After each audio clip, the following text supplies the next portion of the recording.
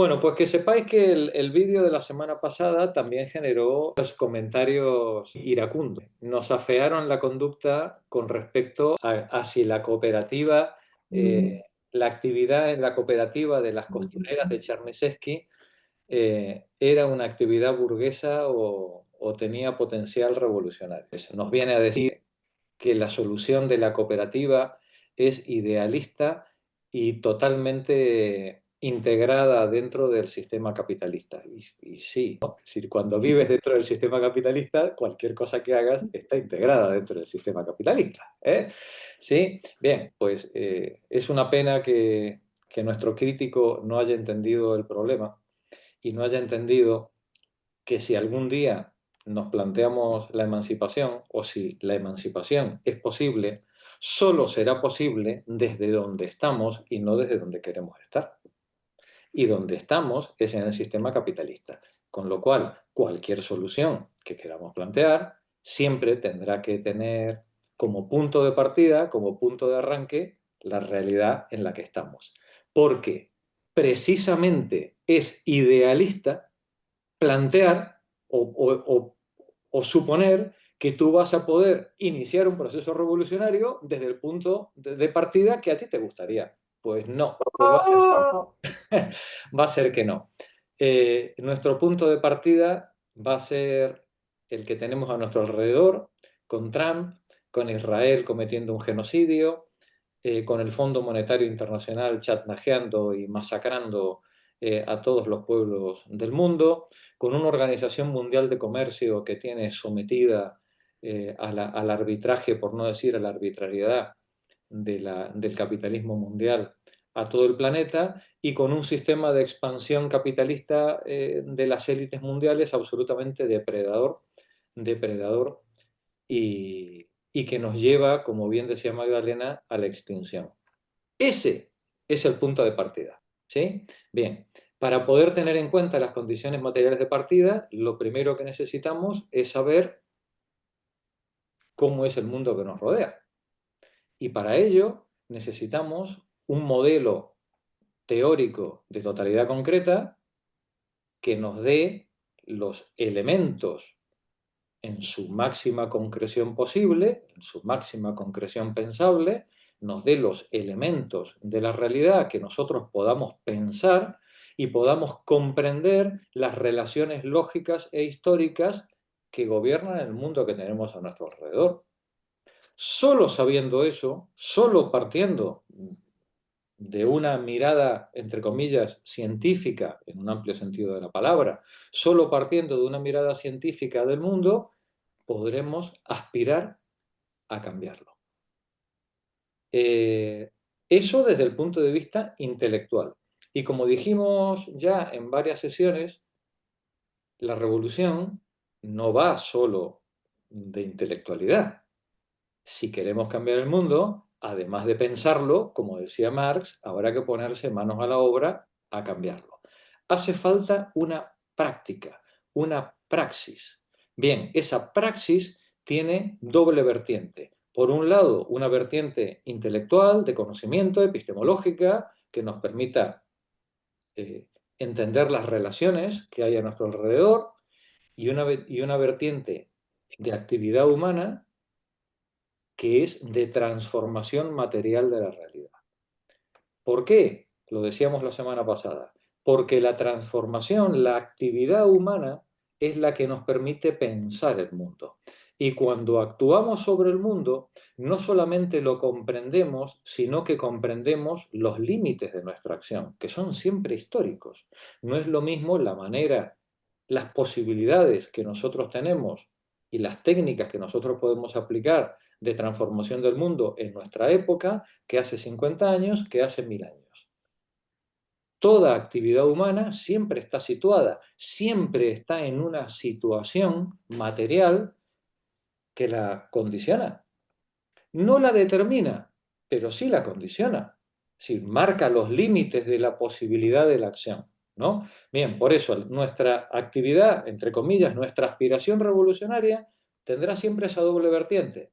Una vertiente teórica de comprensión del mundo para ver cómo es en la realidad y por tanto qué teclas podemos tocar, y una vertiente práctica en la que ensayamos nuestras capacidades, nos conectamos con nuestras compañeras de vida, transformamos o intentamos transformar el mundo y medimos nuestras fuerzas y los límites que esa realidad nos devuelve.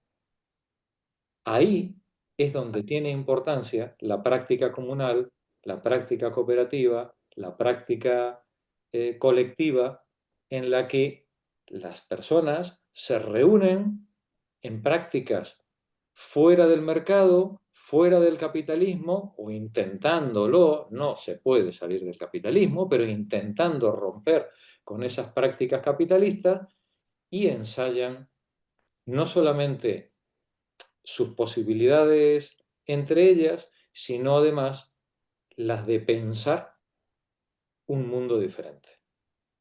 Esa es la doble vertiente que tiene la praxis revolucionaria, y en la que no hay ladrillo que no haga pared. Y como veis, claro, nuestros críticos dogmáticos nos pueden decir: hombre, es que con esos ladrillos nunca vas a poder hacer la revolución. Y yo le podría decir: sí, pero sentado en tu biblioteca tampoco, ¿eh? ¿Sí? Sentado en tu biblioteca tampoco. Cuando quieras cambiar algo, te tienes que ir a la calle a cambiarlo. Pero no basta con ir a la calle, porque además, para ir a la calle, tienes que Hay ir que ir acompañado. acompañado, claro, acompañado de otras compañeras, ¿no? Como tú, y además con una mirada, bueno, pues un poquito depurada, para que el marco ideológico no te tenga enceguecido, ¿no? De ahí la importancia de la combinación de la teoría y la práctica en la acción, entre comillas, en la aspiración, seamos modestos, en la aspiración revolucionaria. Hecha este breve recuerdo afectuoso a nuestros críticos, vamos a empezar ya con la sesión. La semana pasada nos quedamos a mitad del párrafo 3, el conocimiento de la realidad social.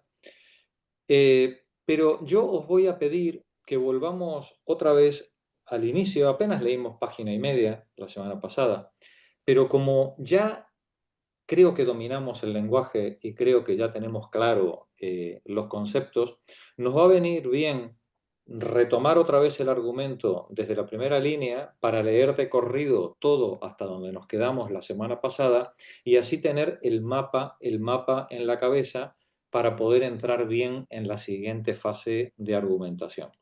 Así que, si os parece bien, volvemos a la página 18. Párrafo 3, el conocimiento de la realidad social, y vamos allá. Alfonso, por favor, comienza tú la lectura.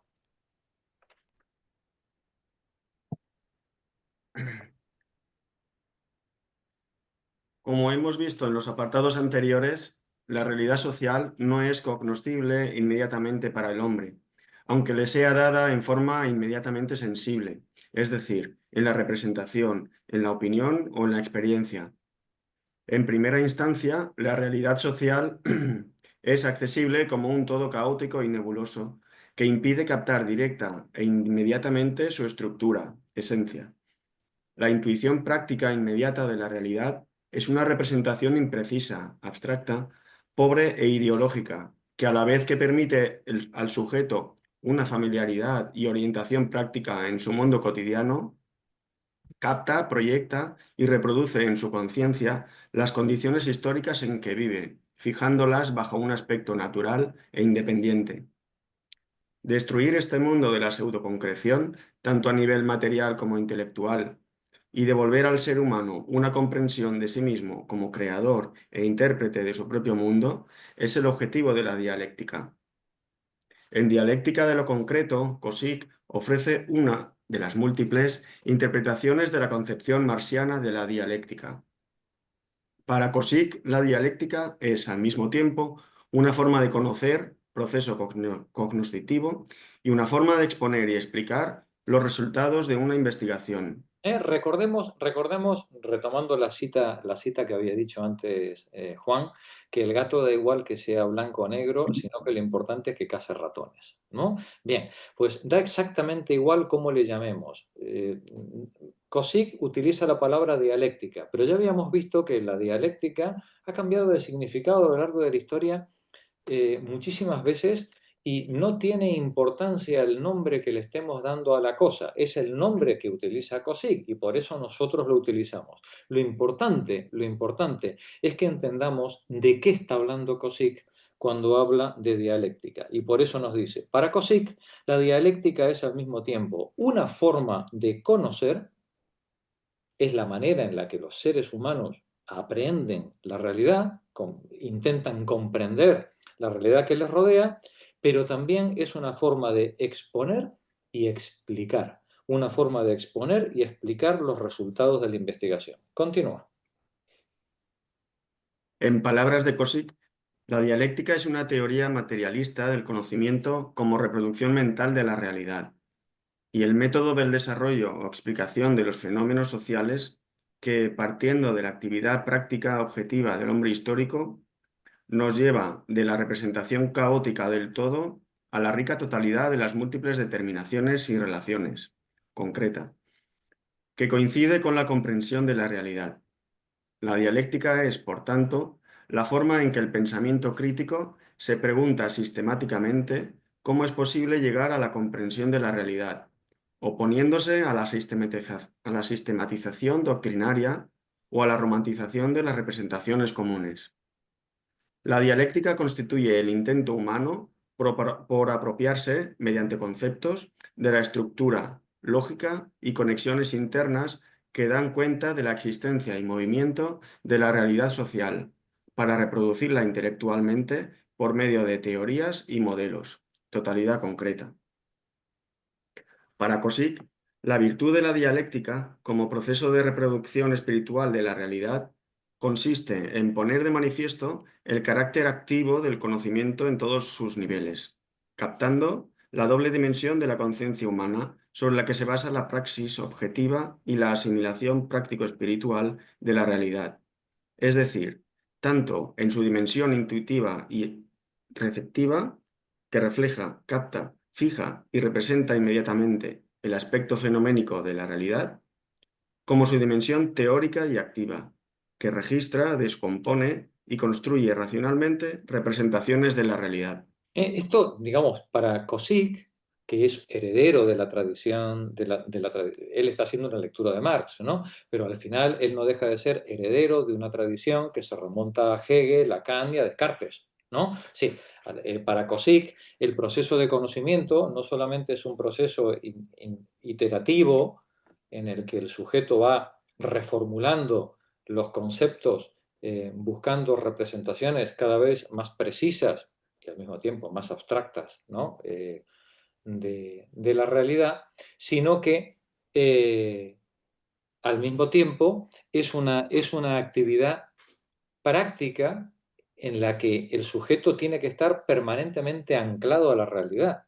El conocimiento parte de la realidad por medio de esas representaciones caóticas que tiene en una primera intuición, que va depurando progresivamente a lo largo de ese proceso de conocimiento en el que va alcanzando cada vez modelos más ricos, eh, más alejados, entre comillas, por su abstracción de la realidad, pero que al mismo tiempo le permite definir y concretar mejor cada vez más los elementos de la realidad que intenta comprender. Termina el párrafo, por favor. Para Kozik, el pensamiento teórico es una apropiación intelectual de la realidad que reproduce, de nuevo, en un segundo nivel, todo lo que ya se ha vivido en la experiencia, intuido en la intuición, representado en la representación, realizado en la actuación, sentido en la sensibilidad. Por tanto, para Kozik, el conocimiento no es contemplación.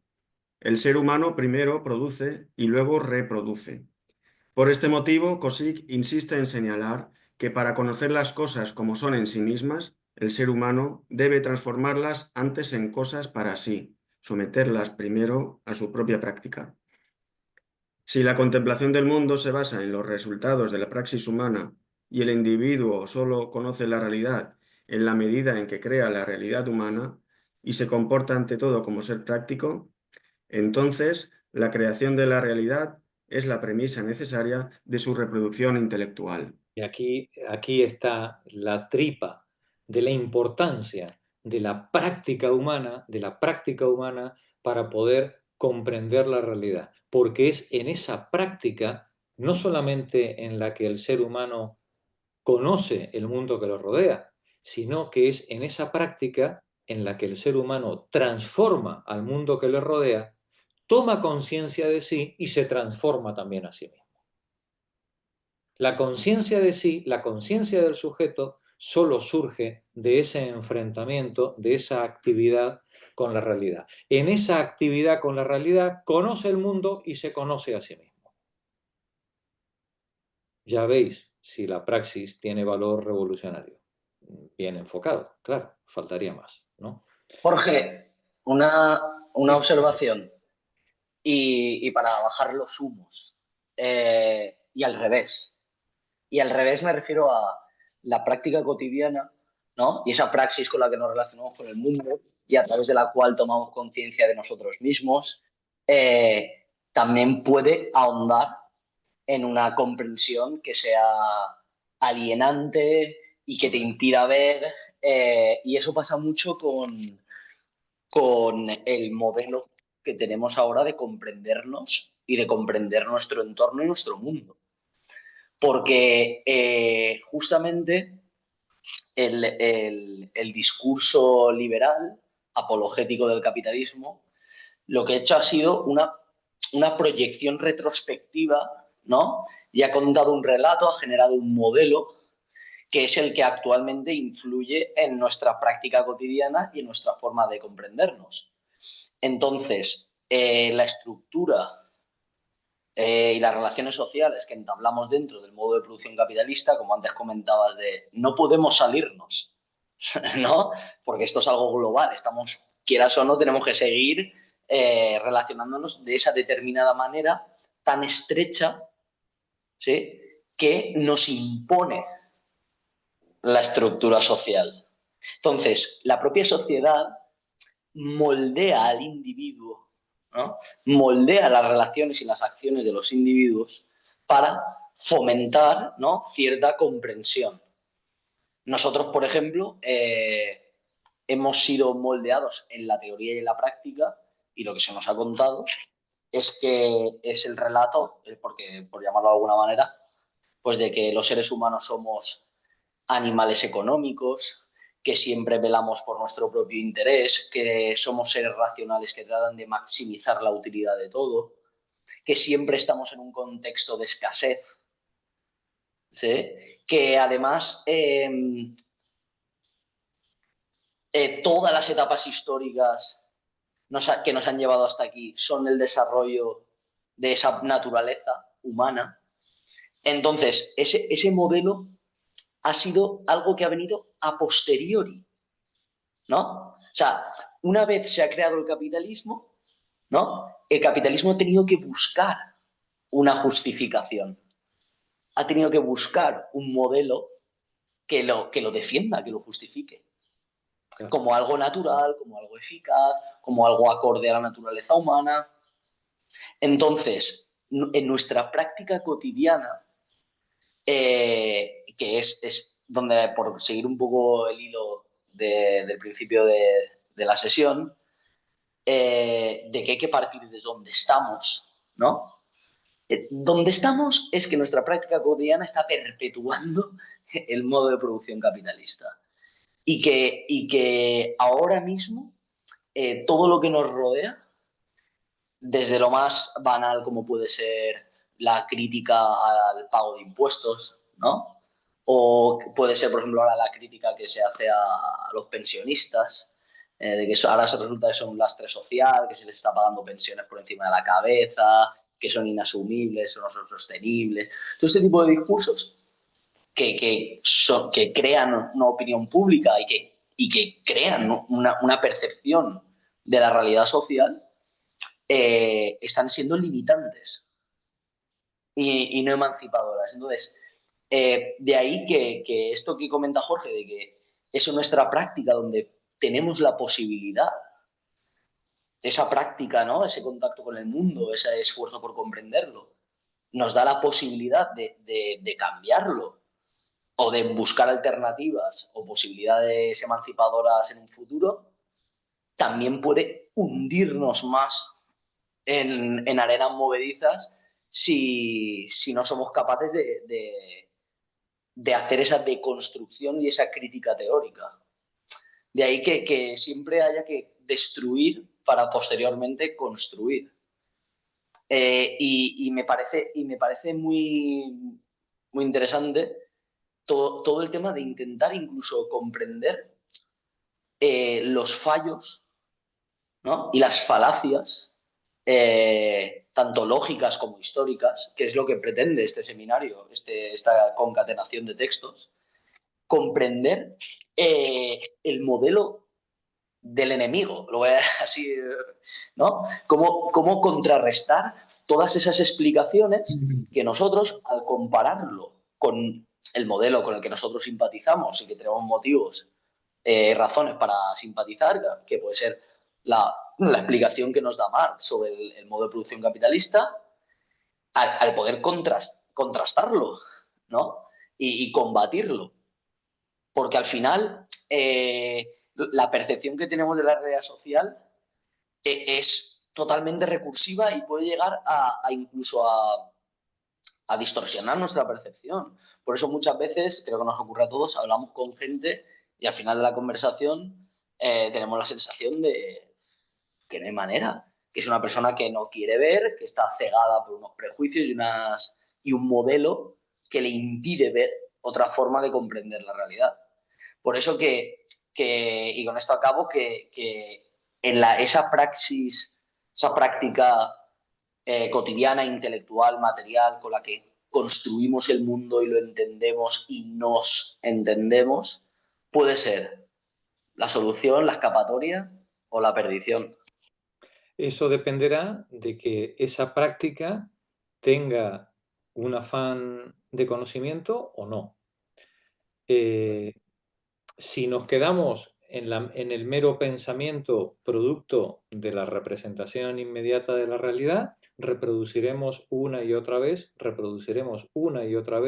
no solamente esa representación, ese modelo hegemónico heredado, sino que reproduciremos las prácticas también que nos son impuestas.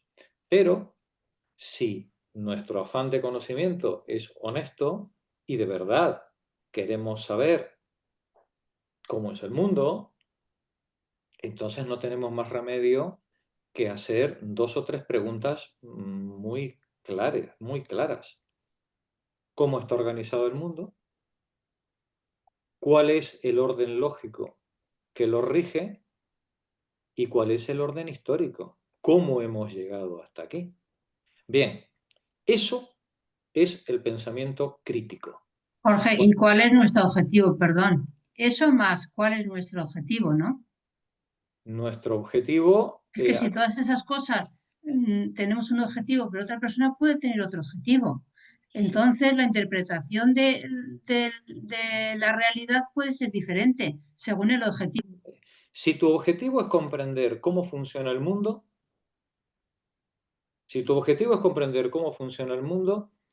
y tú partes de una mirada de clase como la que creo que compartimos todos los que estamos aquí, nuestra pregunta tiene que ser ¿cómo hemos llegado hasta aquí? ¿Vale? ¿Por qué el mundo está dividido y desgarrado en las condiciones en las que está? ¿Cuál es la génesis histórica que tiene la situación actual? ¿Cómo hemos llegado hasta esta situación? Y, aparte de eso, entender cómo funcionan los elementos. Bien, ese es el capital. Esa es la comprensión del funcionamiento del capitalismo. Pero decíamos, además necesitamos entender cómo está organizado el mundo, no solamente el capitalismo. Por eso este seminario empieza desde una epistemología. La siguiente parte, después del verano, empezaremos con una historia del capitalismo para comprender el origen histórico de este relato que ahora nos ha sido impuesto, y acabará el seminario más adelante con una lectura profunda del Capital en el que veremos cómo se interrelacionan todos los elementos dentro de la estructura del capital. Claro, tú dices, ¿y cuál es el objetivo? El objetivo, lógicamente, es transformar la realidad, no reproducirla. Porque si lo que nosotros quisiéramos es simplemente ser funcionales en el sistema, si lo que en este grupo no procuráramos es tener una buena vida nosotros, no el mundo, tener una buena vida nosotros, ser funcionales y tener un buen pasar, pues para eso nos vamos a la escuela de administración de empresas o estudiamos cualquier carrerucha de estas de medio pelo, nos buscamos unos cuantos amigos que nos ayuden a encontrar un buen trabajo de sicario y ya está, no necesitamos más que todo eso. Pero lo que nos hemos planteado, lo que creo que nos hemos planteado todos los que estamos aquí, no es solo tener una buena vida, es entender por qué el mundo es como es, cómo hemos llegado hasta aquí. Es más, ¿tiene arreglo? ¿Existe una solución para esto? Vale, pues esa solución tiene dos patas. Una, comprender el mundo, y otra, iniciar una actividad que nos permita transformarlo. A lo mejor no lo conseguiremos, Adela. Hay grandes probabilidades de que no lo consigamos. ¿Sí? Porque la situación puede ser desbordante para nuestras fuerzas y nuestras capacidades. Pero, lo consigamos o no, toda gota de agua hace el océano. Y desde luego, si renunciamos a comprender el mundo y a transformarlo, pues es la receta más segura para que sigan siendo las cosas como son. Por tanto, O peor. ¿Perdona? Decía, o peor. O peor. Entonces, una persona con objetivos diferentes ¿puede interpretar el mundo de una manera diferente? Por supuesto, ya lo dijimos que la mirada del oso hormiguero no puede ser la mirada de la hormiga. Eso está claro, ¿vale? Bien, ahora, todas las hormigas, y si nosotros estamos entre las hormigas, ¿no? Tenemos que tener una práctica intelectual y una práctica política que nos lleve a una mirada que va a ser bastante homogénea, porque la ciencia se caracteriza por un cierto principio de objetividad. El hecho de que nuestra mirada siempre esté troquelada por la experiencia pasada no quiere decir que entre las hormigas no tengamos una mirada compartida. En la medida en la que compartimos esa mirada y que compartimos la técnica de conocimiento y de acción con la que queremos conocer y transformar el mundo, podemos garantizar entre nosotras un mínimo de objetividad, de intersubjetividad, de comprensión entre nosotras. Pero claro, Adela, nuestra mirada nunca va a ser la de Netanyahu ni la de Trump, ni la de Sánchez, aunque a veces tengamos que remar juntos. Nunca va a ser la misma. ¿Vale? Pero es el desafío que tenemos por delante.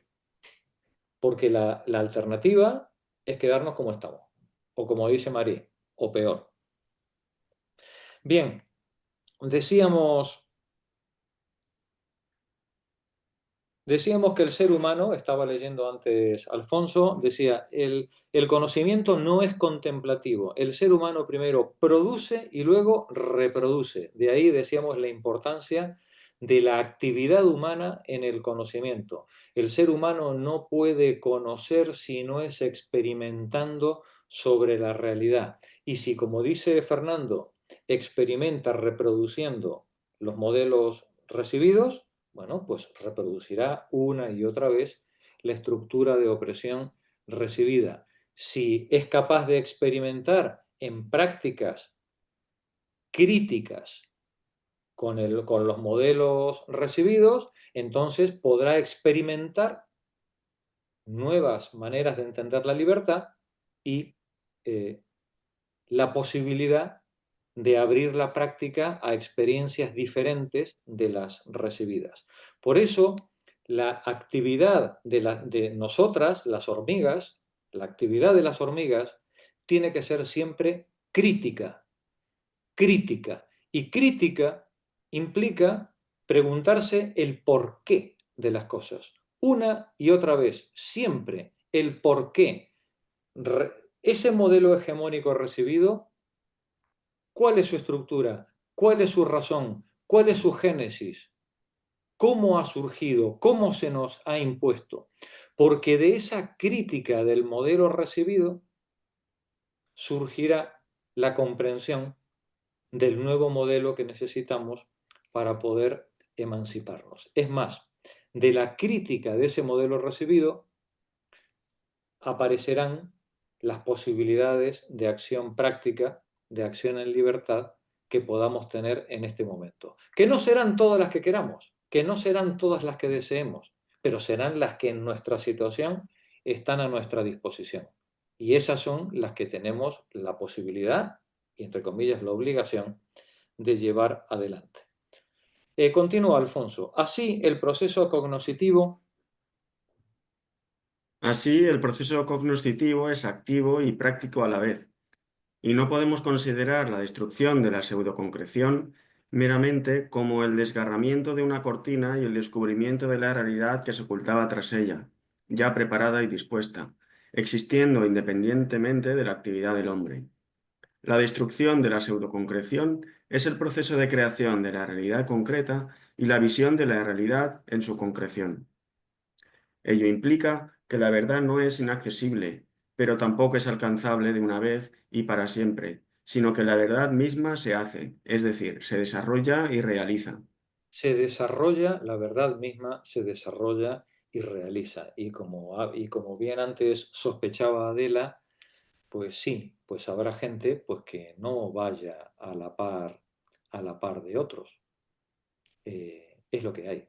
Es el mundo en que vivimos. Y pretender que sea de otra manera, pretender que vamos a alcanzar una objetividad compartida simplemente porque utilizamos un método científico o porque compartimos un espacio de diálogo, eso sí que es utopismo, porque ese espacio de diálogo también está atravesado por el poder, también está atravesado por la economía.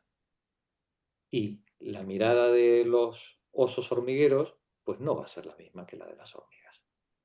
Gracias, Alfonso. Continúa Rosa.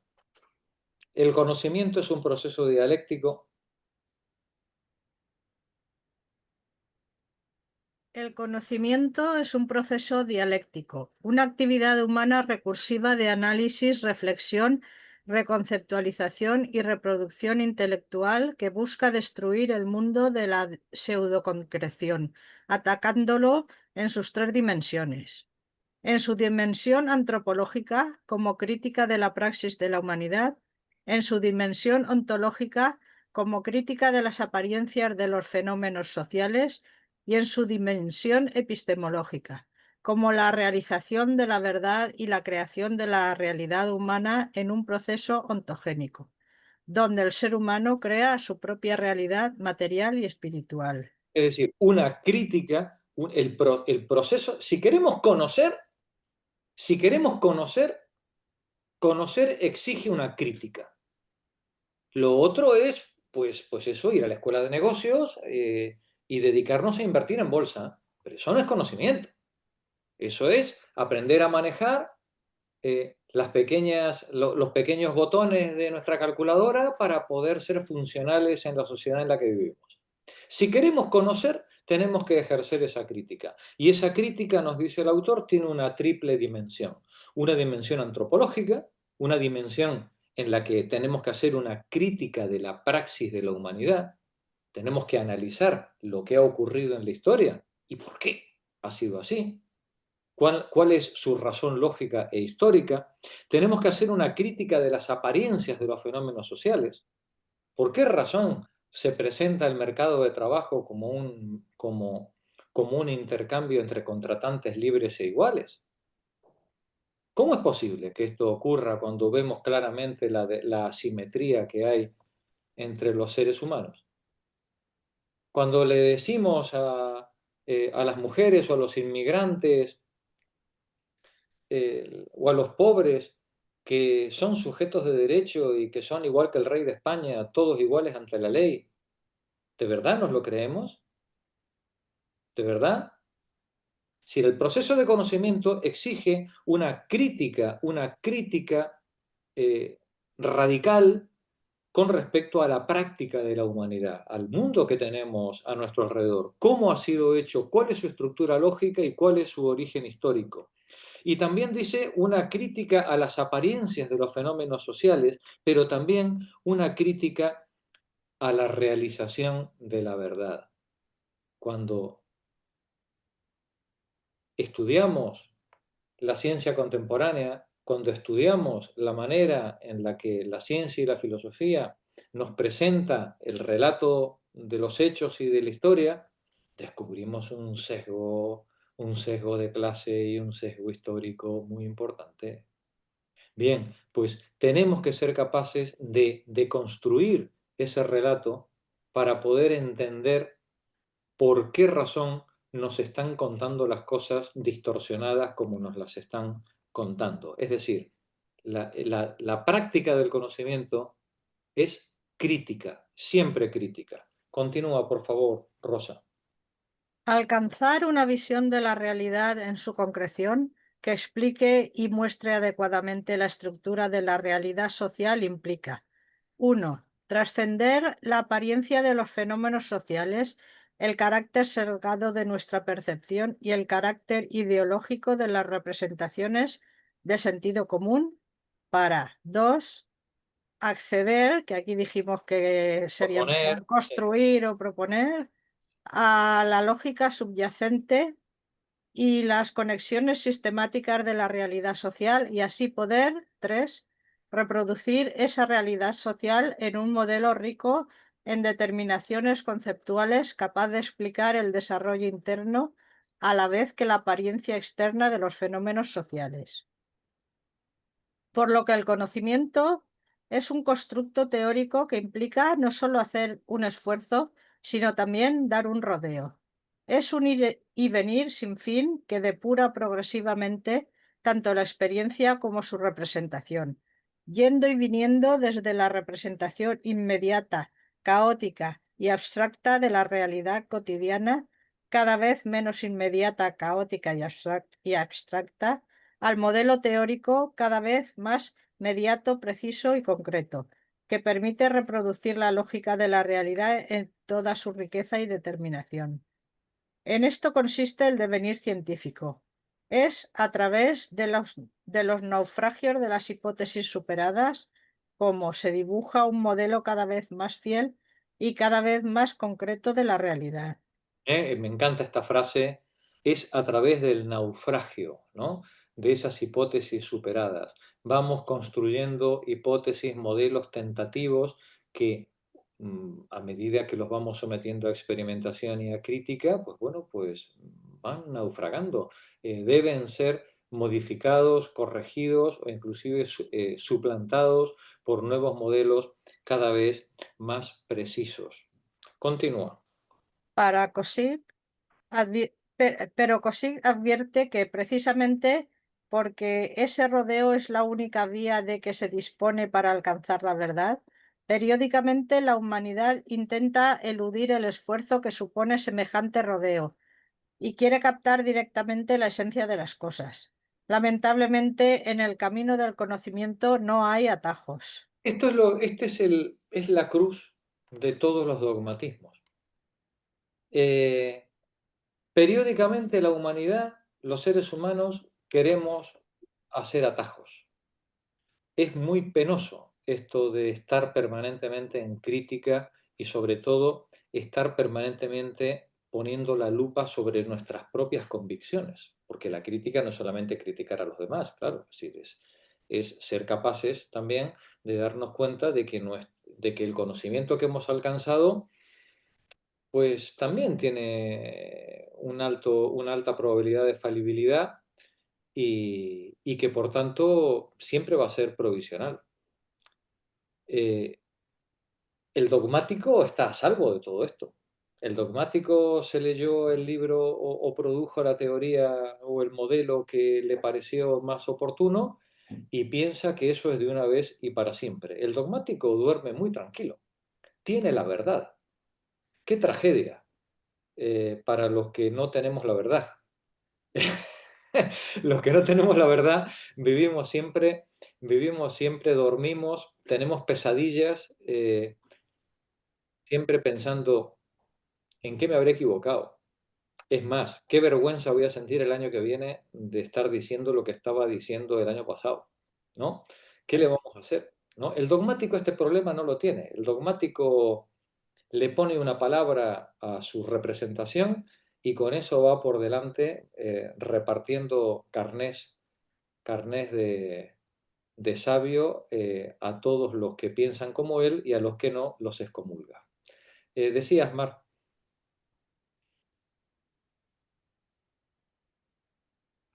¿Y cómo podemos empezar a caminar en un marco si el marco teórico no podemos tenerlo asegurado, entre comillas? Porque siempre podemos estar en la disonancia esa de que es verdad que esto que yo he llegado, a esta conclusión que yo he llegado, es lo realmente bueno, o me parece a mí que es lo bueno. ¿Cuándo es el punto de inflexión en el que yo ya puedo tomar la iniciativa de empezar a caminar? A mí me preocupa eso. Mar, ¿Poderte ir bailar? Mar, lamento decirte de que vas a tener que caminar sin tener jamás la certidumbre. Y no Vale. pasa nada. Y no pasa nada. ¿Vale? Sí, lo bueno de hacerse uno mayor y de aceptar con humildad su ignorancia es que para hacer en la vida, para moverte en la vida y para moverte en el mejor camino que tú creas, no tienes que esperar a tener certezas. Porque si tú solamente te vas a mover sobre la certeza, te caben dos posibilidades. O te quedas quieta toda tu vida y no te mueves, o vas a mirar a algún líder de referencia o lideresa que te diga cuál es su certeza y tú la vas a aceptar. Y los dos caminos son malos, Mar. Es decir, en la vida tenemos que actuar y tenemos que actuar con los datos que tenemos, con la información que tenemos, con las herramientas de que disponemos. Y si somos honestas, haremos todo el esfuerzo que podamos por hacerlo lo mejor posible, por comprender de la mejor manera posible nuestra realidad y por relacionarnos con nuestras compañeras de la mejor manera posible. De ahí la importancia del debate colectivo, de ahí la importancia de poder compartir con tus compañeras las cosas que piensas y escucharlas, hablar, intentar convencerlas, escuchar sus razones, las tuyas, porque ninguna de vosotras tiene la garantía de estar en la verdad absoluta. Y probablemente del diálogo con tus iguales surja un modelo de comprensión y de práctica que sea bastante más fiable que el de cada una de vosotras por sí misma. Así que, Es bienvenida. que el esclavo se conformó con ser asalariado y estaba haciendo una revolución. Y entonces a mí me cabe la duda de que en una distopía no muy lejana esto sea una mentira muy grande. ¿Sabes lo que quiero decir? Estar luchando por lo que va a ser una mentira muy grande me jodería bastante, ¿eh? Ay, pero de eso no nos libra nadie, Mar. Por eso hay que estar muy atentas. Y por cierto, el esclavo no luchó por ser asalariado, lo hicieron asalariado, ¿eh?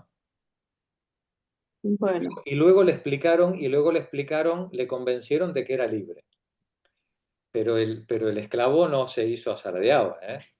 El esclavo lo que quería era tener su granero y su vaquita y sus 2 gallinas, ¿sí? No quería ser asalariado. Para transformar al esclavo en asalariado, hubo que, Quitaron. hubo que desposeerlo de todo. Y luego apalearlo para que no se rebelara. Y después de apalearlo y desposeerlo, a sus hijos, porque a él no se le podía convencer, a sus hijos educarles en una manera de entender el mundo en la que el asalariado era lo natural. Ibas a decir, Magdalena. Por ver si lo entiendo. Yo siempre vuelvo a la escuela para ver si lo entiendo. ¿Podrías haberle contestado a Mar que la respuesta es la dialéctica, el método dialéctico? Siempre, claro, muy bien, muy bien. Un método, un pensamiento honesto no solamente va a ser dialéctico, porque yo creo que todo pensamiento humano es dialéctico, ¿vale? Pero un pensamiento honesto debe ser consciente de eso. Debe ser consciente de que la verdad siempre es un proyecto, como dice Fernando, asintótico. Nunca asintótico en el mejor de los casos, porque podemos estar errando el tiro, pero de cabo a rabo, ¿no? Sí, asintótico en el mejor de los casos. Y no pasa Jorge, nada. a mí me gustaría añadir una cosa para que Mar se quede más tranquila, ¿no? Ha dicho, claro, si no tenemos una certeza absoluta, ¿no? Siempre cabe el error, o siempre cabe el haberse equivocado, o el no haber acertado. Y aquí hay varias cosas a tener en cuenta. A pesar de que esa certeza absoluta, ¿no? Ese conocimiento definitivo de cómo funciona la realidad social y de que sabemos lo que estamos transformando, las acciones que estamos haciendo, etcétera, etcétera, es inalcanzable, ya lo hemos dicho, por pura definición. Eso no lo invalida como algo efectivo, porque fijaos, las ciencias en general, ¿sí? Y aquí tenemos, por ejemplo, gente que se ha dedicado toda la vida a la medicina. La medicina no es una ciencia exacta y cura. No necesita ser exacta para curar, ¿no?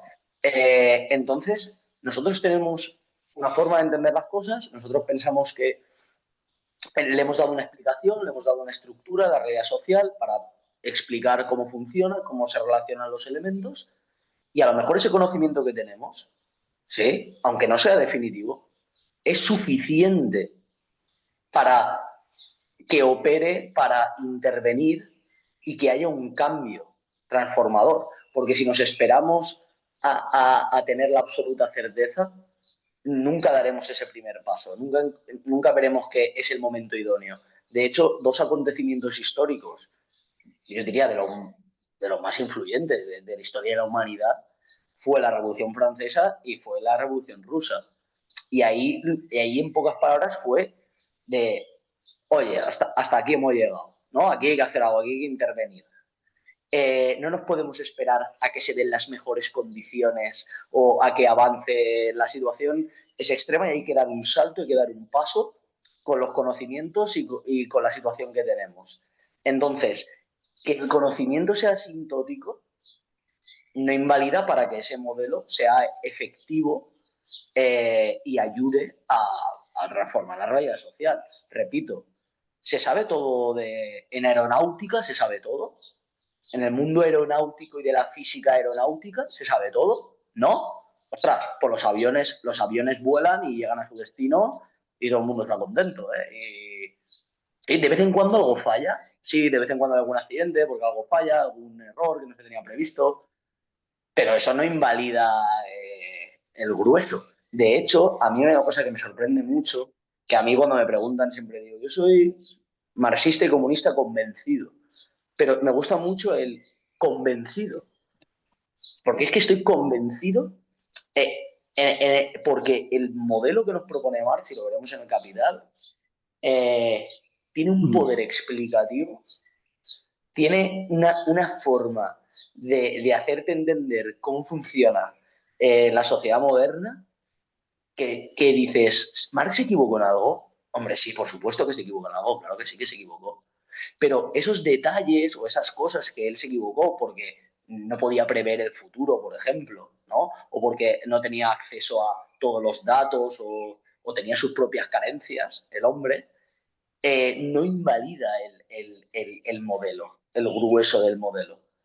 Y el modelo Fernando, sigue funcionando para explicar la realidad social moderna. Henry. en todo caso, nuestros errores le quedarán a las generaciones que vienen para sacar sus conclusiones y avanzar Claro. sobre ello. De hecho, nosotros, Henry, si analizas, por ejemplo, la historia de la humanidad, ¿no? Así en general, o la historia que las luchas sociales de un país o de un colectivo, verás que son altibajos, que son intentos en los que se intentan cosas, algunas salen bien, otras salen mal, se aprende, se pierde, ¿no? Es como, yo qué sé, vamos a poner un ejemplo que a mí me llamó mucho la atención, por cómo lo expresaba quien lo escribió. Me leí un libro que, si a alguien le interesa, ahora buscaré el nombre exacto del autor y lo comparto. Era un periodista, creo que era inglés, que estuvo en España durante la Guerra Civil. Le pilló la Guerra Civil aquí. Él era un corresponsal, estaba en España y de repente le pilló la Guerra Civil. Entonces él narra pues cómo la vivió y cuáles son las circunstancias. Estilo Hemingway, ¿no? Y todos estos.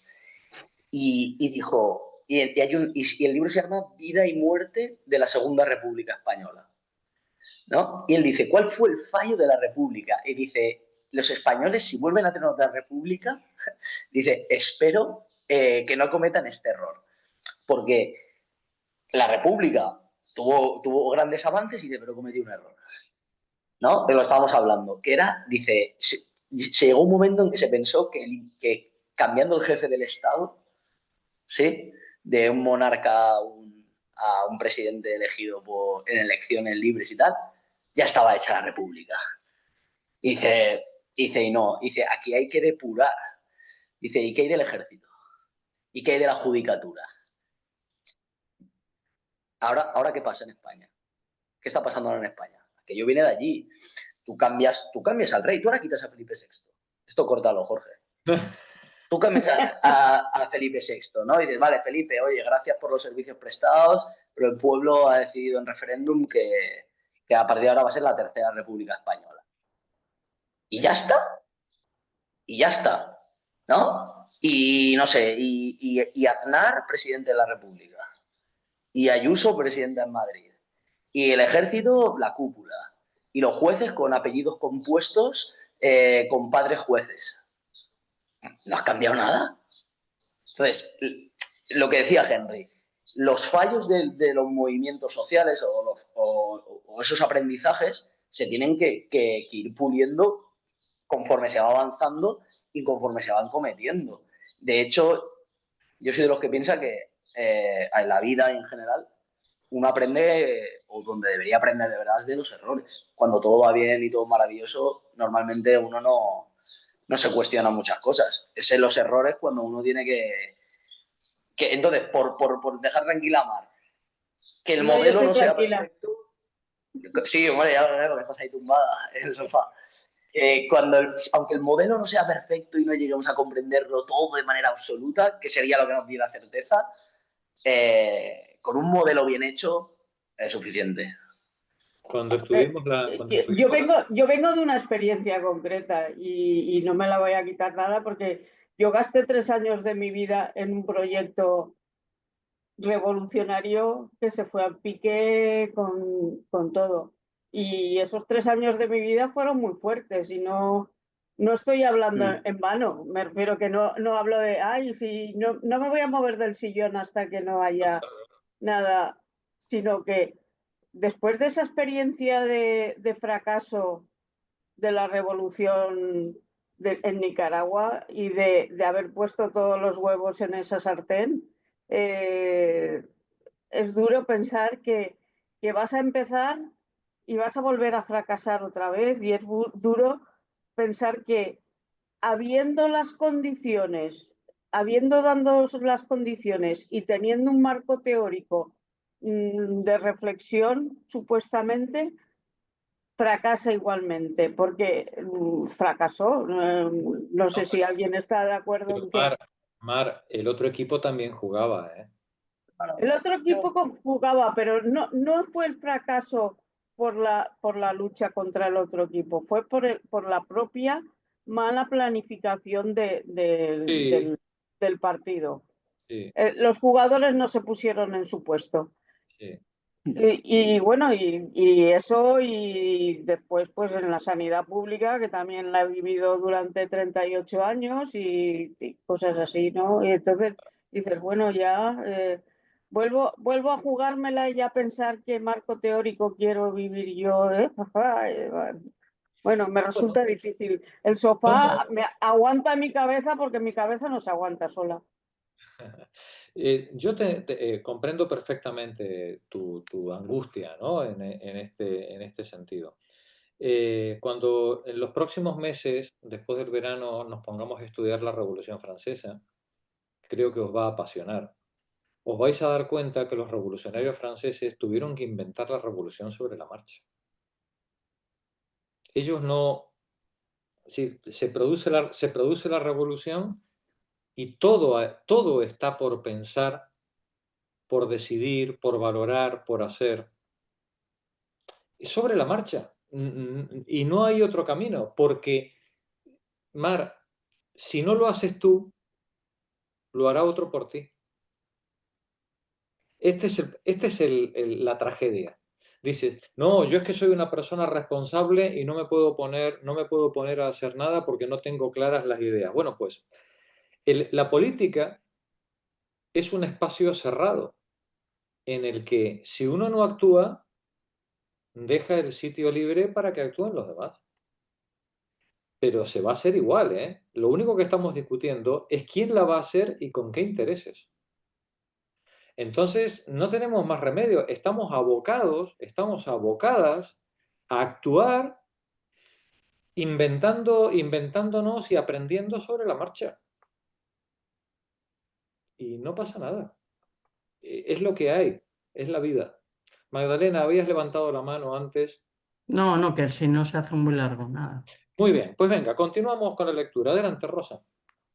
Si se quiere alcanzar tal visión concreta de la realidad social, capaz de reproducir su estructura interna, lógica subyacente, relaciones y conexiones, se debe proceder a un desarrollo conceptual donde las categorías se articulen en un modelo que podamos contraponer recursivamente con la experiencia fenoménica.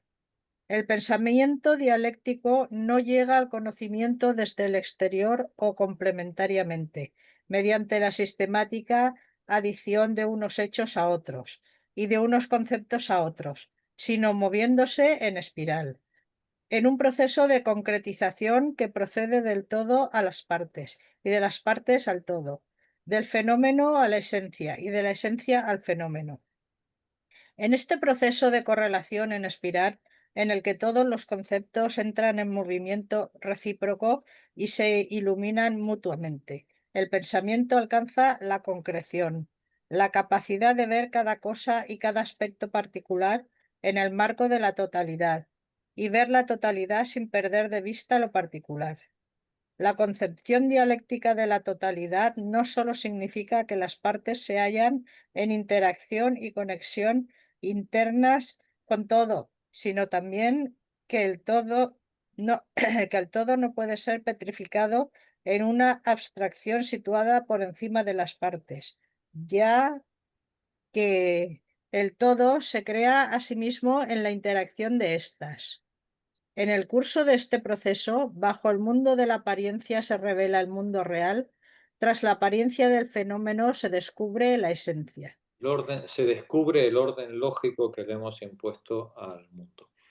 Y vosotras diréis, jolín, Jorge, Fernando, que esto es muy difícil porque en el partido, en la secta, mi lideresa, mi líder, me ha dicho cómo son las cosas y yo le creo. Bien, os habéis ahorrado mucho trabajo. Pero que sepáis que vuestro líder o vuestra lideresa, si es honesto, tiene las mismas dudas que vosotros. Y si no lo es un dogmático y un fanático peligrosísimo. ¿Vale? Si es honesto, estará llena de dudas. Y en democracia, si cada persona es un voto y si aspiramos a la emancipación de la humanidad y por tanto a la emancipación de la humanidad en su conjunto, y aspiramos a que efectivamente cada persona sea un voto, mis dudas no tienen por qué estar en un segundo nivel o en un nivel diferente al de las dudas de mi jefe, o a las dudas de mi representante o de mi delegado. Por eso es la importancia de la asamblea, de la discusión, del debate, del derecho a la palabra. Y es importante que nuestros representantes, nuestros delegados, nuestros jefes, entre comillas, sean los que encarnen la voz colectiva, pero no los que le dicen a la colectividad lo que tienen que pensar. Insisto, si es honesta e inteligente, tendrá las mismas dudas y miedos que todas nosotras. Y si no lo es, el miedo lo tenemos que tener nosotros. El miedo lo tenemos que tener nosotros. Gracias, Rosa. Sara, sigue tú, por favor. Ya entramos, digamos, hasta aquí habíamos leído la semana pasada, ¿no? Y ahora entramos en la nueva fase del artículo. Adelante. Pero debe distinguirse en todo momento el proceso por el que surgen las categorías, método de investigación, y el proceso por el que se articulan, método de exposición. La investigación siempre es analítica y sistemática, en tanto que el pensamiento y su exposición deben ser dialécticas. Esto lo ponéis en un marco porque esto es casi textualmente, está sacado del Capital, ¿no? Podría decir Marx, aquí es más, creo que la cita lo pone abajo, ¿no? La 149. No, bueno, estamos citando a César Ruiz San Juan. Bueno, pero eso está sacado del epílogo a la segunda edición, creo recordar. Debe distinguirse en todo momento el proceso por el que surgen las categorías, que es el método de investigación, y el proceso por el que se articulan, el método de exposición. La investigación, si es científica, siempre es analítica y sistemática. No cabe otro procedimiento en ciencia. Es decir, la ciencia tiene que experimentar sobre la realidad, analizarla, descomponerla en las partes más elementales que permitan los instrumentos de análisis y de forma sistemática ir estableciendo las categorías que pueda, ¿no? Con los límites de la época y de su instrumental. La ciencia siempre es analítica y sistemática, pero, nos dice, el método de exposición, la manera en la que yo cuento los resultados de la investigación, ese tiene que ser dialéctico.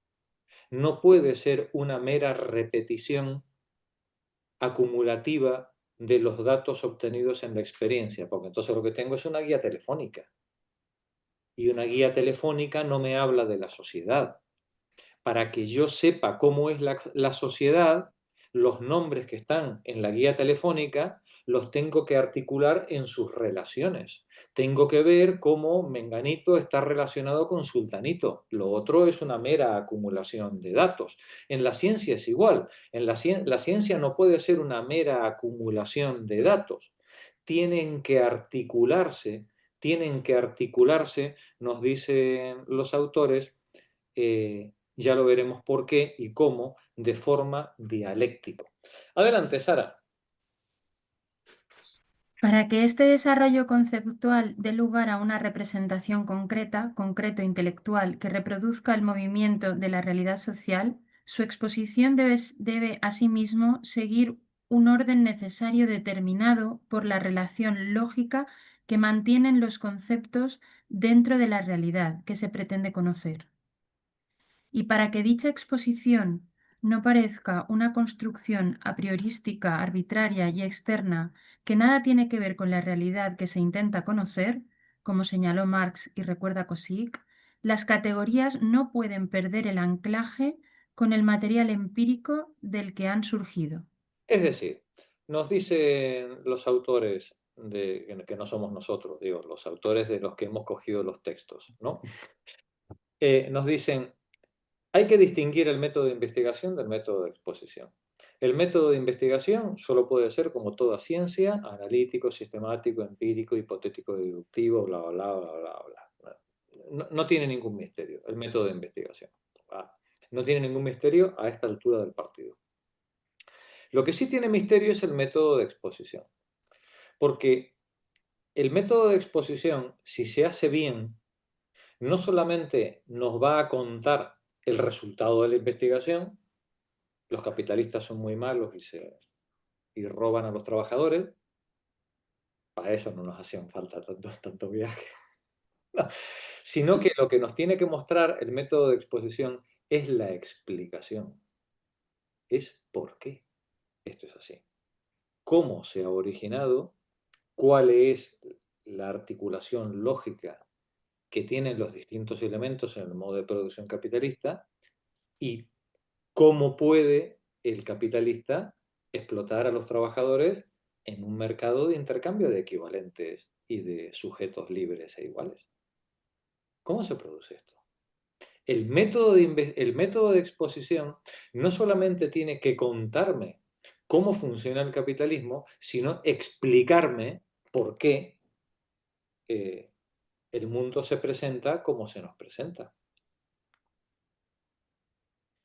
Y nos dice en este caso Marx a través de Cosick, dice, pero claro, para que esa explicación no parezca o no se nos presente como una mera invención, como un cuento, como un puro relato inventado por el autor, esa explicación tiene que estar completamente anclada al material empírico del que ha surgido.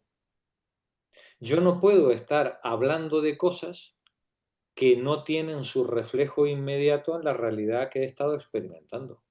Por eso, cuando leamos El Capital, vais a ver que el capital es una masa imponente de datos empíricos y estadísticos de su época. Y todos los conceptos, todas las relaciones establecidas a lo largo del capital están permanentemente reseñadas al material empírico y estadístico de su época. Porque sin ese anclaje empírico estaríamos ante una mera novela, ante una mera fantasía literaria. Es el anclaje empírico lo que hace de esa explicación una explicación científica. Continúa, Sara.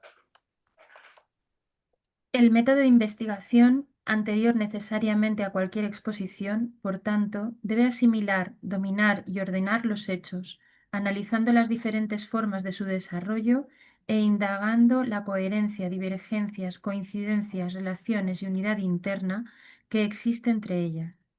Por tanto, en palabras de Sacristán, en cuanto a método de investigación, no hay más métodos que los conocidos: deducción, inducción, observación, análisis. Así, para Cosick, el método de investigación debe descomponer el objeto en sus elementos constitutivos, con la intención de comprender su carácter específico y lógica interna. Y cuando el objeto es la realidad social, esta descomposición que aísla aspectos de la realidad para analizarlos y valorarlos, solo puede realizarse mediante la abstracción. Sin descomposición no hay conocimiento, y solo mediante la abstracción se puede aislar de este mundo real, pleno e inagotable, determinados aspectos, zonas o esferas. El científico social no tiene microscopio ni puede hacer experimentación con poblaciones. Bueno, o sea, si eres Netanyahu, sí, ¿no? Sí, pero lo normal es que una persona decente ese tipo de cosas no las pueda hacer, ¿no? Por tanto, el investigador social no tiene más remedio que analizar la realidad mediante la abstracción, mediante la extracción de los datos empíricos de los elementos que considera significativos, ¿no? Continúa. Sin la investigación que proporciona el pleno dominio de la realidad estudiada, cualquier dialéctica se convierte en vacua especulación. Por tanto, el comienzo de la exposición es siempre un comienzo mediato y debe expresar el resultado de la asimilación científica de la materia. Es decir, el comienzo de la exposición nunca va a empezar como empezó la investigación. La investigación tiene su camino y tiene su técnica, pero la exposición siempre será mediata. La exposición siempre vendrá después de la investigación a partir de una selección de los elementos que se consideren decisivos, ahora veremos cuáles, cómo, que permitan exponer y explicar el todo social con una racionalidad, con una lógica y no como una mera acumulación de información. Continúa.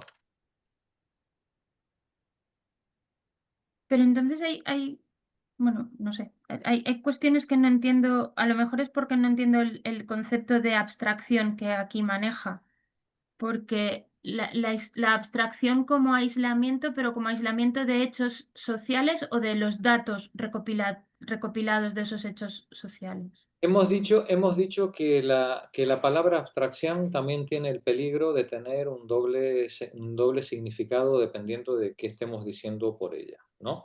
En este contexto, cuando decimos abstracción, estamos diciendo de una colección de datos de la experiencia, extraer los elementos comunes o significativos.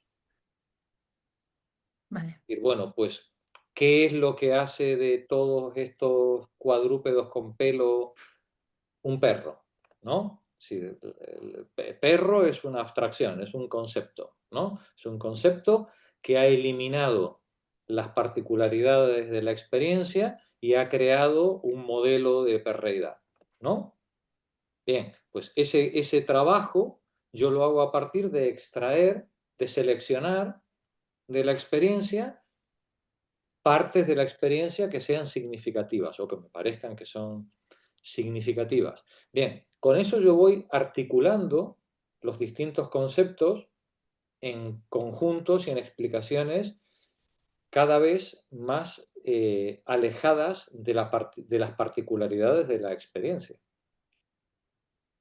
Es lo que me permite a mí ir construyendo esos modelos. Pero cuando yo llego a la articulación, o lo que yo considero la articulación aceptable de todos esos conceptos, luego tengo que bajar otra vez. Tengo que bajar otra vez y ver si ese modelo que yo he creado es compatible, es coherente con lo que me devuelve la experiencia empírica.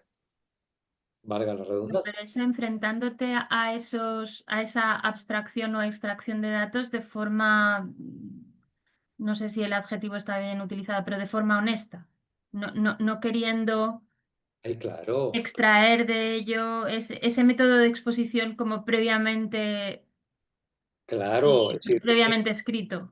un ideólogo o un dogmático solamente va a extraer de la experiencia lo que le interesa para confirmar su hipótesis de partida. Un científico no puede operar así, no debería operar así. Un científico debe extraer de la experiencia los datos que considere significativos para comprender cómo funciona la realidad, independientemente del resultado al que se llegue. Claro, pero con eso me refiero a que cuando tú extraes eso o cuando un científico trata de extraer esos datos que le resultan significativos, no puede omitir de su motivo de exposición o de su método de exposición el resto de datos. Tendrá que darles una explicación, aunque no del motivo por el que los ha desechado o no forma parte de su muestra, vamos a decir. Totalmente de acuerdo. Es más, si no lo hiciera así, no estaríamos ante un modelo de totalidad concreta. Para que el modelo de totalidad concreta funcione, no solamente tiene que extraer los elementos principales que permitan la articulación lógica del conjunto, sino que ese modelo de totalidad concreta tiene que ser capaz de explicar también esas particularidades que se han quedado fuera. ¿Y por qué? Lo digo también por lo que antes se ha estado hablando sobre las interpretaciones de esos modelos o posibles interpretaciones de esos modelos. Porque evidentemente en las cuestiones sociales la interpretación y el paso del tiempo de los datos es muy significativo para luego una exposición o un método de exposición determinado. Claro, claro. Esto lamentablemente en ciencia es moneda corriente. El investigador, con toda la honestidad del mundo, la investigadora, hace una selección de datos que hace siempre en función de una hipótesis previa. Eso no lo puedes evitar, porque tú no te puedes enfrentar a la realidad con todas las ventanas abiertas. Tú tienes que pasar un filtro, si no sería inabarcable, ¿no? Sí, tú tienes que pasar un filtro. Y haces una presuposición de cuáles son los elementos significativos. Propones tu hipótesis, la sometes a experimentación y a lo mejor, si eres honesto y la experimentación es fallida, si la experimentación luego a partir de la hipótesis te demuestra resultados contradictorios o absurdos, podrás pensar que hay datos o que, no o que eran intrascendentes entre los que tomaste o que había otros que deberías haber tenido en consideración. De ahí la importancia del proceso iterativo. Por eso yo decía que el proceso de conocimiento, si es honesto, siempre es dialéctico. Es un ir y venir constante, permanente, entre los datos de la experiencia y las hipótesis generadas, en los que la hipótesis, si eres honesta, tienes que irla corrigiendo en función de lo que te devuelve la experimentación. Si no obras así, te vuelves un dogmático y consideras que si la experimentación ha fallado, lo que está mal son los datos, no la hipótesis. Que eso suele ocurrir muchas veces también, ¿eh? Sí, la ciencia tampoco está libre de dogmatismos, ¿no? Sí, pero es que en este momento el propio sistema capitalista también nos ha arrebatado eso, también nos ha arrebatado la posibilidad de la interpretación y la interpelación mutua para poder alcanzar otro tipo de datos con independencia del objetivo. A mí me molesta mucho la frase de no me vas a convencer de nada. La pretensión no tiene por qué ser siempre en el debate la del convencimiento, es la del conocimiento a través de este método, del método de la investigación y el método de la exposición y desde luego de lo que se nos representa como fenómeno, es ese permanente poder intentarlo, no como una verdad de objetivo, ni tampoco como un destino escrito. Mira, te voy a poner dos ejemplos sangrantes que Magdalena conoce mucho mejor que yo, así que discúlpame, Magdalena, que me meta en tu campo, ¿vale? Para que veas tú el sesgo de clase, de raza, que puede tener una investigación científica hecha con la mejor buena fe. Todos los experimentos hechos durante décadas al respecto de los problemas de corazón se hicieron con sujetos masculinos. Porque la biología de la mujer, con la menstruación, introducía una cantidad de variables en el experimento que hacía muchísimo más costosa la experimentación. Y entonces, toda la medicación que se hizo durante décadas para los temas cardíacos tenía el sesgo de género, el sesgo de sexo en este caso, no de género, tenía el sesgo de sexo, porque los ratoncitos con los que se experimentaba eran ratoncitos en el sentido estricto de la palabra, no ratoncitas, ¿no? Esto es una tragedia. Es decir, una tragedia porque las mujeres fueron medicadas durante décadas con medicamentos diseñados para hombres, para machos. No sé si he dicho una barbaridad, Magdalena, pero creo que más o menos es así el tema. Segundo sesgo. Todas las vacunas y los medicamentos que producimos normalmente se prueban en África.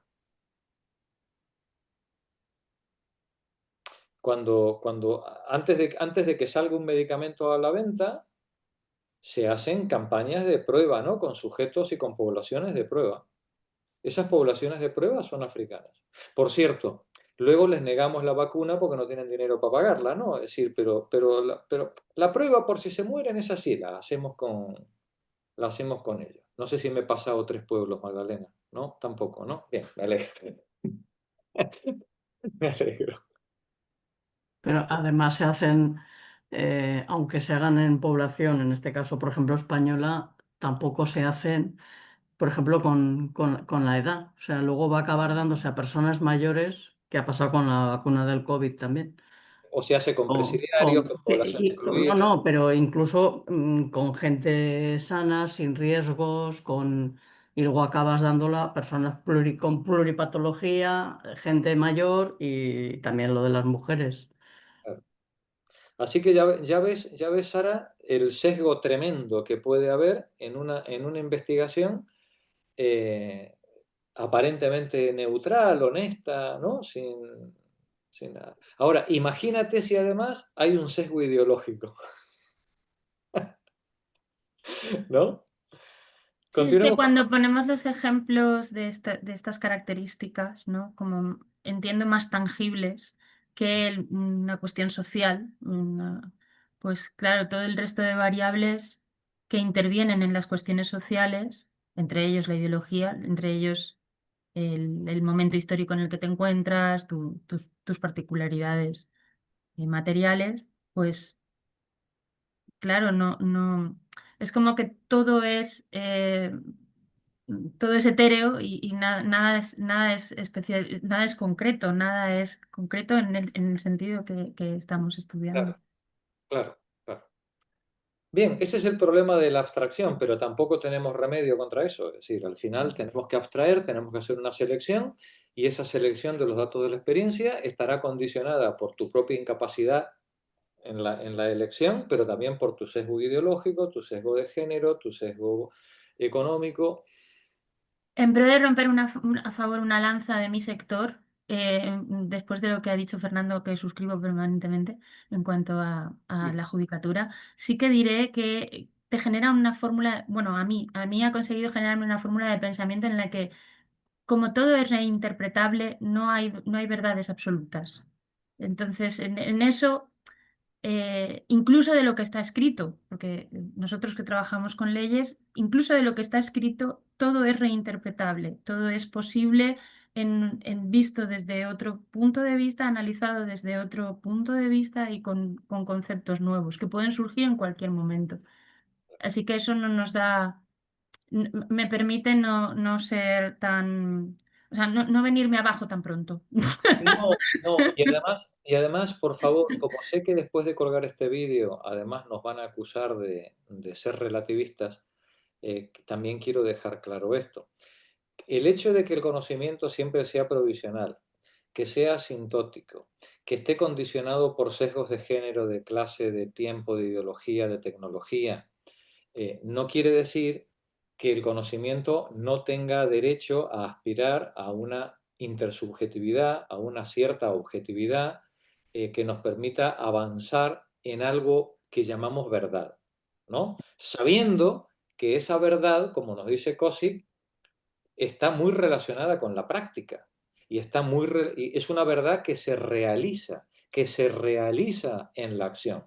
Y eso no implica ni ser relativista, ni ser idealista, ni ninguno de todos esos ismos de los que ya sé que me van a acusar el mismo domingo cuando se cuelgue el vídeo, ¿no? Es decir, el conocimiento filosófico y científico aspira a una intersubjetividad basada en la preeminencia de la razón y en la honestidad intelectual de quienes estamos trabajando en ello, o quienes lo intentamos, ¿no? Y esa preeminencia de la razón se basa en el diálogo fluido, en el diálogo libre en el uso libre de la palabra, en la confrontación de mis afirmaciones con las afirmaciones y experiencias de los demás, partiendo de la base de que estamos en... Condicionado. Claro, estamos condicionados, pero precisamente porque estamos condicionados es la importancia de respetar el uso de la palabra a los demás. Porque tenemos que ser conscientes de que yo con todas mis convicciones, es altamente probable de que en todo o en parte esté equivocado. Y no pasa nada. No pasa nada. Ni en política, ni en ciencia, ni en filosofía. No pasa nada. Pero tenemos una responsabilidad que es pues la de llegar a acuerdos razonables con nuestros iguales para encontrar caminos, rumbos, acciones conjuntas que sean eficaces y que nos lleven a todas hacia un bien común. Un bien común también supuesto y en construcción, que luego ya sabéis, la maldición esa gitana, ¿no? Que se cumplan todos tus sueños, ¿no? ¿No? Es decir, a ver si resulta que hemos pactado el bien común y resulta que el bien común era una dictadura espantosa, ¿no? Oye, mira, pues también nos puede pasar, ¿no? Pues no sería la primera vez en la historia, ¿no? Pero con todo, no tenemos otro camino, porque la alternativa es buscar a un Dios o a un amo que nos diga lo que tenemos que pensar y hacer. Y lo más probable es que sea un enfermo mental. Porque si no, si no, si no tiene duda ninguna, lo más probable es que sea un enfermo mental. Entonces, claro, si te quieres echar en manos de enfermos mentales, pues bueno, pues bien. Y si no, compañeras, república, comuna y ciudadanía, que es la mejor medicina contra las dictaduras y todo esto. Bueno, y se nos han hecho las 9. Yo hoy tenía la esperanza de avanzar de que en el texto. de que íbamos a acabar el texto 3, pero nos hemos quedado casi en el inicio del texto 3. No pasa nada. Si ha merecido la pena, me alegro mucho. El jueves que viene, ahora sí, retomamos desde esta página, ¿vale? Retomamos desde esta página y vamos a ver la diferencia entre el método de investigación y el método de exposición. Y la sesión de hoy, pues bueno, pues que sirva de repaso y de debate para lo que estudiamos. Muy bien. Está muy Tengo una concentrados. propuesta, Di, Henry. sí. He leído tantas interpretaciones o he escuchado sobre cuál es la inversión que hace Marx de Hegel, que me gustaría escuchar la opinión de ustedes en la previa del jueves que viene, si Onda. es posible. Bueno, pues ¿Eh? yo creo que podemos coger a Sacristán directamente, ¿no? ¿No? Cogemos la lectura de Sacristán, que es la más autorizada y a mí me gusta mucho, si le parece bien a Fernando, si Fernando no me veta en el... Ya sabéis que tenemos, en esta secta tenemos una línea Corriente- Abierta. Corrientes de opinión. una corriente de opinión. Pero sí, muy bien. En la previa fuera de grabación podemos hablar de eso unos minutos, ¿no? Y cogemos a Sacristán y lo desarrollamos, ¿vale? Henry Bien. dispara fuerte, ¿eh? Disparas Sí. con bala de plata. Iba... Es el año Sacristán, ¿no? Este año, me parece. Sí. Un grande, un grande. Un tío de una enorme humildad, ¿eh? Un ejemplo de filósofo consciente de las limitaciones, ¿no? Del pensamiento. Un ejemplo en todos los sentidos. Bien, pues seguimos el jueves que viene, compañeras. Buena semana. Hasta la semana que Adiós, viene. gracias. Buenas noches. Nos vemos, pasarlo bien. Adiós. Igual, adiós.